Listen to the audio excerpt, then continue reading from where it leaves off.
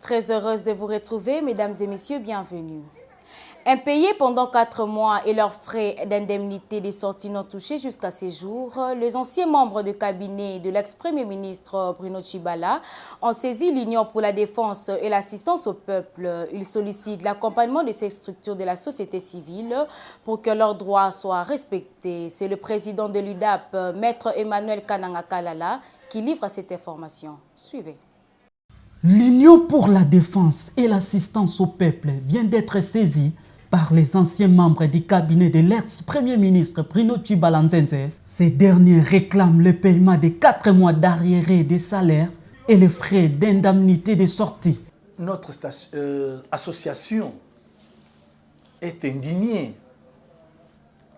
de constater que les anciens membres du cabinet du Premier ministre de l'époque, je cite son Excellence, M. Bruno Tshibala. Un constat amer. Nous sommes saisis par M. Kabengele Vincent, M. Kangolongo Albert et M. Mbondi Mata, lui,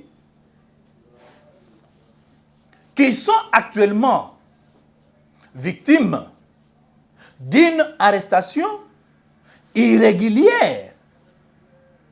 Pourquoi? Parce qu'ils ont revendiqué leur droit, qui est les arriérés de leur salaire, mais voire même leur solde qu'on leur accordait.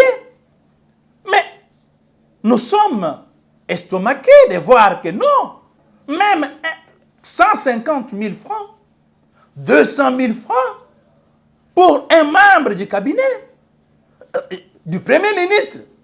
Mais je vous dis que non, ça ne va pas. Ça ne va pas.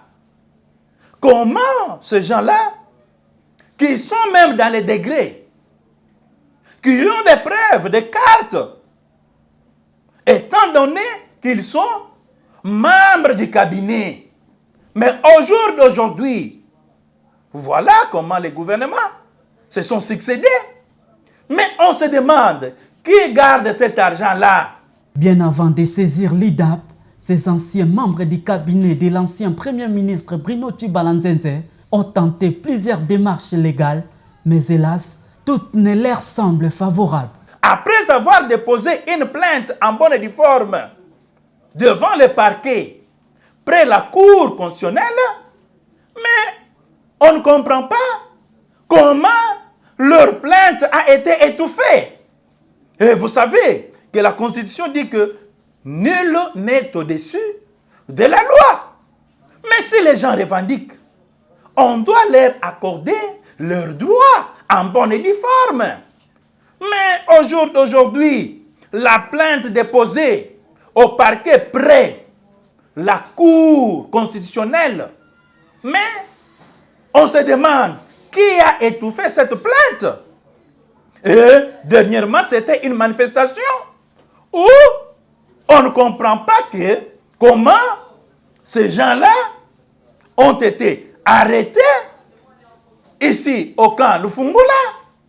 Et ils ont passé là-bas, c'est depuis le vendredi, transféré au parquet le mercredi. Alors, vous comprenez que pour avoir revendiqué leurs droits, hein, ces gens-là doivent peiner comme ça. Furieuse du traitement illégal réservé à ses compatriotes, l'IDA promet de s'engager totalement pour remettre ses anciens membres du cabinet de l'ex-premier ministre Bruno Tshibala dans leurs droits. Le gouvernement actuel doit s'investir. Parce que on ne comprend pas pourquoi d'autres membres sont payés et les autres impayés. Et surtout que non, on leur dit que non, leur argent serait gardé quelque part. Alors c'est ainsi que nous, en tant que défenseurs des intérêts du peuple, nous plaidons pour que leur argent, leurs indemnités, leurs arriérés des salaires, qu'on puisse leur payer leur argent. Affaire à suivre.